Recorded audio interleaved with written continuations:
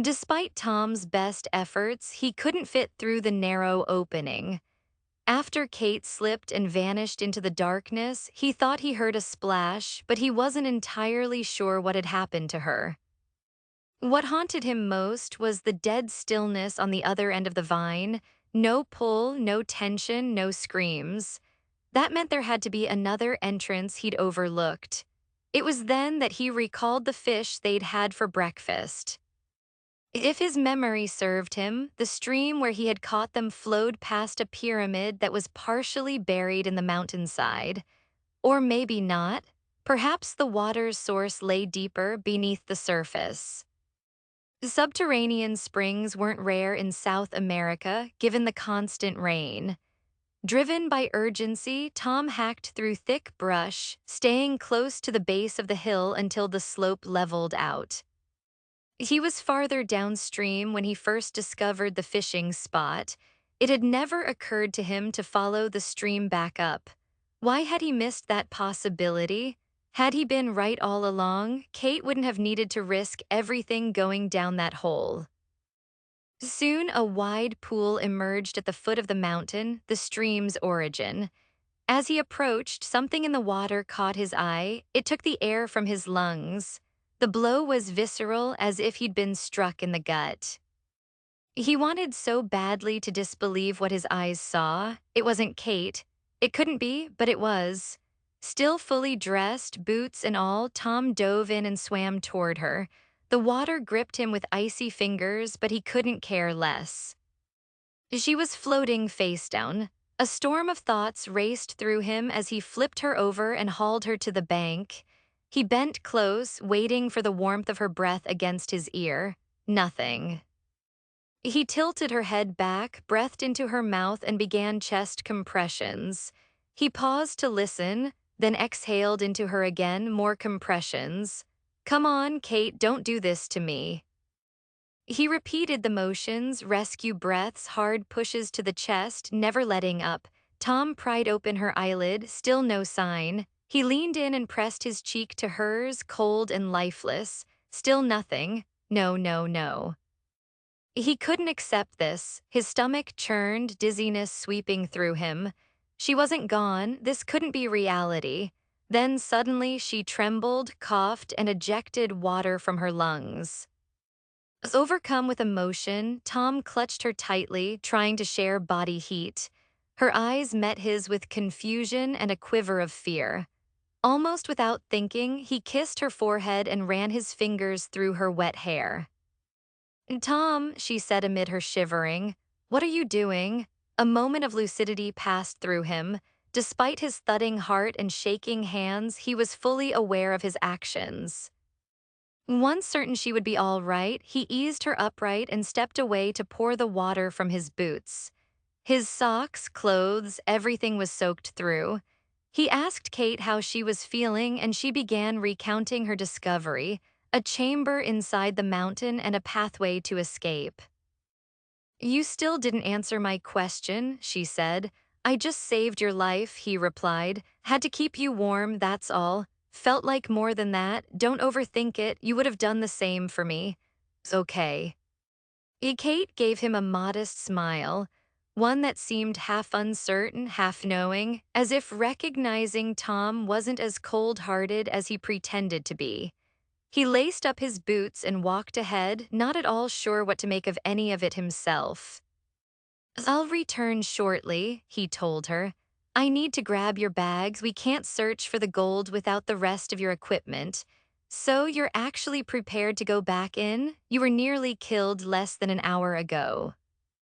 Kate's angular cheekbones seemed to sharpen with sheer resolve. "I'd give my life to save my daughter, so yes, I'm ready.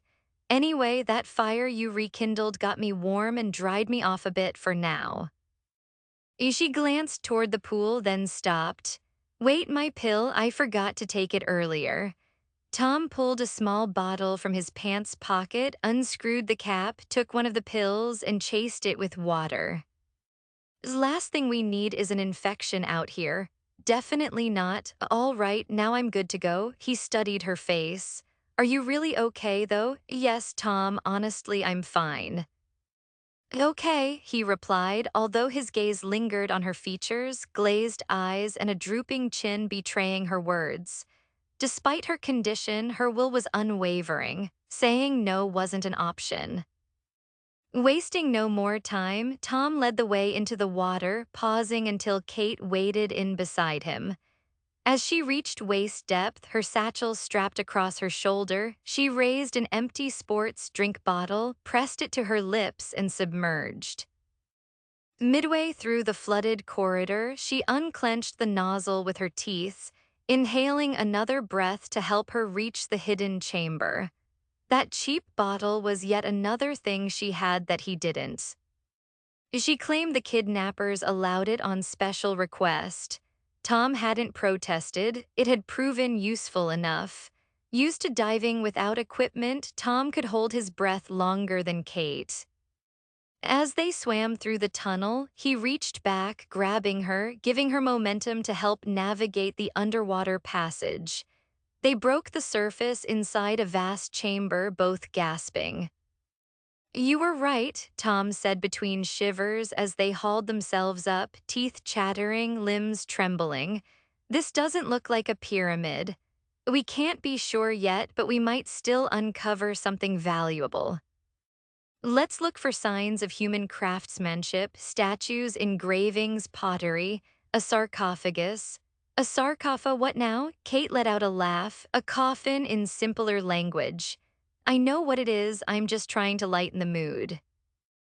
Well then, how about you subtract this freezing water instead? Taché, seriously with the French again? Tom chuckled. It was, by his estimation, the first real smile he'd seen from her in a long while. Still, he realized the clock was ticking. They spread out and inspected the cavern. Jagged stalagmites reached skyward while stalactites stretched down from the ceiling. The mineral formations were stunning, but irrelevant to their objective. After half an hour of fruitless searching, Tom's attention drifted back to the stream. Clearly, an underground outlet fed the current, some opening in the bedrock. Wading back in, Tom traced the flow of the water and beneath the surface located the gap. He signaled to Kate. Come on, it's not like the gold's going to walk to us. Kate plunged in, arm lifted to keep her satchel dry. Oh, this place is still freezing. I've got a good feeling there's a reward on the other side of this ice bath, he said.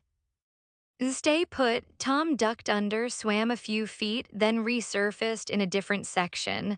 What he saw all but erased his doubts. He gave a low whistle, the air itself hinted at the presence of gold. He dipped below once more, then surfaced beside Kate, startling her. Well, did you see anything? She asked. What was that thing called again, a sarcophagus something? He flashed a mischievous grin. Tom's expression lit up with the excitement of the chase. The fervor in his voice and the fiery gleam in his eyes conveyed everything Kate needed to know. It was the same intensity she remembered from their former expeditions. As soon as they emerged into the burial chamber, she realized she could never surpass his first and truest love, gold. Yet some part of her held out hope that she was mistaken. Ancient history is more your field, Tom remarked, awe evident in his tone. Your turn, sweet cakes. Kate trembled, soaked from head to toe in freezing water. Her hair clung heavily in tangled strands past her shoulders. That simple term of affection made her pause, sweet cakes, a nickname he'd used back when they were a couple along with others. Where your treasure is, there your heart will be also, she quoted solemnly, watching him closely, trying to decipher whether she could ever be that treasure. Tom looked over. Huh, is that another scholarly riddle? It's cryptic, definitely. His face tightened, eyes wide and jaw rigid like a granite block. What are we really talking about here? Did I miss something? It's not clear yet. Seriously, stop with the philosophical riddles, he said, grasping her hand. Let's take a look at Atahualpa. Tom helped Kate climb onto the ledge that held the sarcophagus, resting in a massive recess. But this wasn't the typical alcove. It resembled a separate chamber or stronghold carved into the wall, its far side worn down by the subterranean river. Surrounding the tomb were gold figures in various sizes, among them smaller male effigies, likely representations of Incan priests. Reaching toward a linen-covered object resting near the tomb's base, Tom extended his hand. "Don't touch that," Kate warned. "That's an offering left for the deceased, something deeply personal and meaningful. Then why isn't it inside the coffin if it mattered so much? Well, do you place flowers in a casket or next to a headstone?" "Gotcha," Tom nodded. "How do we know this is Atahualpa's tomb, though?" Leaning over the stone sarcophagus, Kate brushed away thick layers of ancient dust from the lid, exposing an engraved image. "What in the world, Viracocha?" she identified. The Incas revered him as the creator god. The carving depicted a blocky figure with square features and an angular crown, limbs stretched outward and upward. She indicated the staffs in both hands, their ends crafted into bird heads complete with beaks. Mythology says he created the sun, moon, time, and the cosmos. The intricacy of the engraving points to this tomb being royal. "So it's Atahualpa?" Tom asked.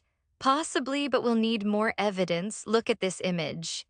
Her fingers traced over a depiction of flowing water, outlined with dual lines on either side. At the river's end, radiant sun rays circled what appeared to be a square artifact.